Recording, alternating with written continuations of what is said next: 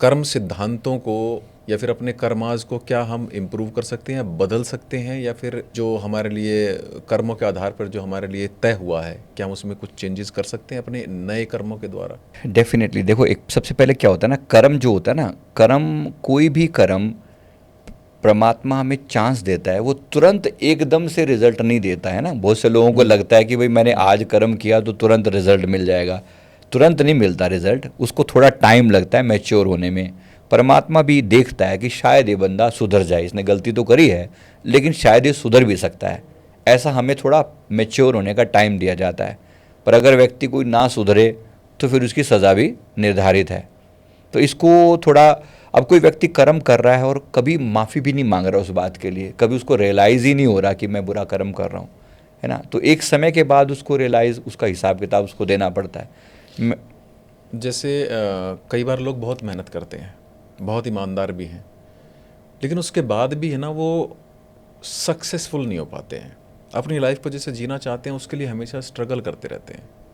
Right. उनको मनचाही नौकरी नहीं मिलती, या फिर नौकरी भी मिल जाती है तो कईयों को क्या कि घर से बीवी चीट कर रही है या किसी का पति चीट कर रहा है, सब कुछ होते हुए भी वो एक अधूरापन सा महसूस करते हैं। राइट। तो क्या ये भी कर्मों के फल हैं? किस तरह के इन्होंने फल किए, कर्म किए होंगे पिछले राइट। जन्म में जो इनको इस समय ऐसा मिल रहा है?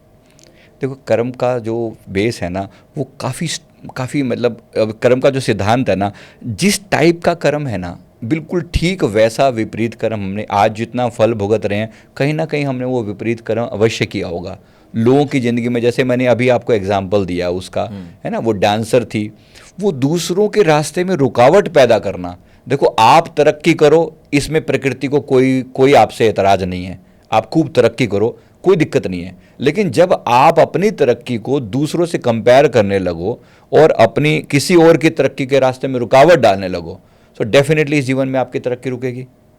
जाहिर सी बात है, किस बिल्कुल। किस को हमने तकलीफ़ें नहीं दी होंगी पिछले जन्मों में ना। आज हम इतनी अवेकनिंग के बावजूद, मैं आपके दर्शकों से पूछना चाहता हूँ कि देखो, इतनी अवेकनिंग के बावजूद क्या हमसे गलतियाँ नहीं हुई? क्या आपसे गलतियाँ नहीं हुई हैं? एक एक चीज़ में हम इतनी इतनी, हमें पता ही नहीं चलता, कर्मों के बारे में अवेयरनेस ही नहीं है कि हम कितने बड़े बड़े गुनाह कर जाते हैं। जब उसका रिजल्ट निकलने लगता है तो हम उसके बारे में फिर दुखी होते हैं, परेशान होते हैं। राइट। मैं कहता हूँ हर एक बीमारी, छोटे से छोटी बीमारी हो जाए, मेंटल स्थिति है, पार्टनर को चीट करने वाले जो आप बात कर रहे हो, बच्चे ना होना, या ये सब भी जितनी भी समस्याएं थे, कहीं ना कहीं डीपली हमारे कर्मों से कोरिलेटेड हैं। मेरे पास एक कपल आया, उनके बच्चे नहीं हो रहे थे। जी। तो उन्होंने कहा कि मतलब अच्छा खासा कपल है, दोनों का आपस में भाव प्यार अच्छा है, लेकिन कहा कि बिल्कुल मतलब बेबी नहीं है, और लेडी को ख़ास तौर पे बहुत ब्लीडिंग होती है, मतलब उनके जी, जो समझ टाइम गया। होता है उनमें जो बहुत ब्लीडिंग ज़्यादा हाँ। होती है। तो उसने कहा, मैंने कहा कि, और सारे doctor they are well to do, मतलब ठीक ठाक पैसा है, लेकिन पैसा लगाने के बावजूद भी बीमारी सोल्व नहीं होके दे रही, सब बड़े से बड़े डॉक्टर रेफर कर लिए। अब ये देखो, अब कुछ तो कर्मा होगा ना कि डॉक्टर भी पकड़ नहीं पा रहे हैं। आप सोचो, मेडिकल साइंस सारी इतनी बिल्कुल। डेवलप होकर भी। तो हमने उसका कर्मा चेक करके देखा तो पता चला कि ये जो हस्बैंड और वाइफ ये जो है ना, ये दोनों पिछले जीवन में दोनों फ्रेंड हुआ करते थे, जी। मतलब दोनों दोस्त थे, दोनों मेल थे।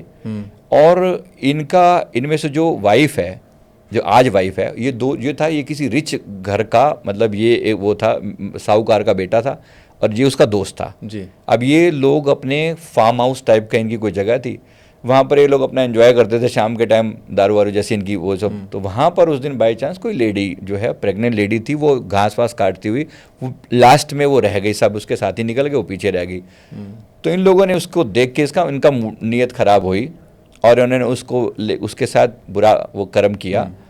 और अब सोचो, अकेली वो स्त्री और उसको, ये दोनों जो है उन्होंने किया, और उसके साथ फिर अब उस स्त्री को जो उसके साथ जो बीती, वो इतनी तकलीफ़ में थी, जाहिर सी बात है, उसका पेट में वो गर्भवती थी, बिल्कुल, बिल्कुल। उसके पेट में बच्चा था, वो मर गया। प्लस इसके साथ इन्होंने सारा इल्ज़ाम भी उसके ऊपर लगा दिया कि भाई यही दोषी है, हम तो क्योंकि अमीर थे, तो जाहिर सी बात है समाज अमीरों का, तो उन्होंने उठा के सारा दोष भी उसी को बैठा दिया। कुछ समय के बाद उस स्त्री ने आत्महत्या कर ली, जो जिसको इन्होंने वो किया था, उस जिसको समय तो इन्होंने नहीं, बाद एक्सप्लॉइट में। किया है। अब सोचो, वो ये जो घटना का जो परिणाम है, इस जीवन में परमात्मा ने जो ये मेल था ना, इसको फीमेल बना दिया। जिसने प्रोएक्टिवली जिसने प्रोएक्टिवली किया वो किया था, उसने दूसरे बंदे ने ख्याल रखा था, मतलब कि कोई और आए ना इस टाइप का, मतलब भागीदार वो भी था। भागीदार वो भी था। तो उसको इसका और पति बना दिया, और वो जो मेन था उसको पत्नी बना दिया। अब वो पत्नी वही दर्द झेल रही है जो उस स्त्री ने झेला होगा उस समय में। उसने कहा कि उसका पीरियड्स का पेन महीनों तक नहीं जाके देता, मतलब this is what she was telling. तकलीफ दी थी, जैसी तकलीफ दी थी वैसी तकलीफ वो पा रही है, वैसी ही पीड़ा वैसा ही दर्द पा रही है। दूसरा, रही बात बच्चे की, बच्चा कहाँ डिजर्व करते हो, तुमने किसी का गर्भ तो वैसे ही मार रहा, कहाँ डिजर्व करते हो।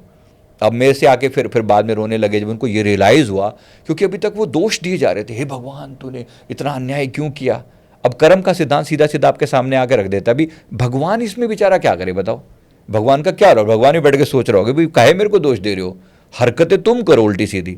परमात्मा के साथ जो मैंने देखा है कि ये क्या है कि जो भी कर्म जैसा किया ना, उसकी जिसके साथ किया, जो विक्टिम है, जो दर्द झेला है ना जिसने, एक दिन आपको उस दर्द झेलने वाले की स्थिति में लाके खड़ा कर दिया जाएगा कि उसने कितना दर्द झेला है। जब तक आप खुद वहां नहीं जाओगे ना, तब तक आपको दर्द नहीं पता चलता।